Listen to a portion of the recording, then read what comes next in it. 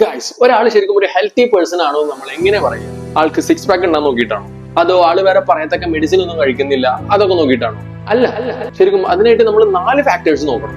ആ 4 കാര്യങ്ങളും ഒരുപോലെ സാറ്റിസ്ഫൈങ് ആയി വന്നാലേ ആളൊരു ഹെൽത്തി പേഴ്സൺ ആണെന്ന് നമുക്ക് പറയാൻ പറ്റുള്ളൂ. അതിലൊന്നാമത് നമുക്ക് എല്ലാവർക്കും അറിയുന്ന പോലെ അവർ ഫിസിക്കൽ ഹെൽത്ത്. നമുക്ക് ആരോഗ്യപരമായിട്ട് പ്രശ്നങ്ങളൊന്നും ഉണ്ടാവരുത്, മെഡിസിൻസ് ഒന്നും കഴിക്കുന്നില്ല. ഓക്കെ, അപ്പൊ നമ്മൾ ഫിസിക്കലി ഹെൽത്തിയാണ്. അതുപോലെ തന്നെ രണ്ടാമത്തെ കാര്യം നമ്മളെ മെന്റൽ ഹെൽത്ത്.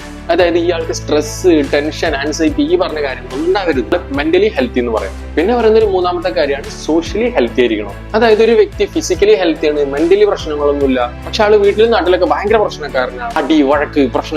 അപ്പൊ ആ ഒരു വ്യക്തിനെ ഒരിക്കലും നമ്മളൊരു ഹെൽത്തി പേഴ്സൺ എന്ന് വിളിക്കാൻ പറ്റില്ല. സോ ഒരു ഹെൽത്തി റിലേഷൻഷിപ്പ് മെയിൻറ്റെയിൻ ചെയ്യുന്ന ഒരാളും കൂടെ ആയിരിക്കണം.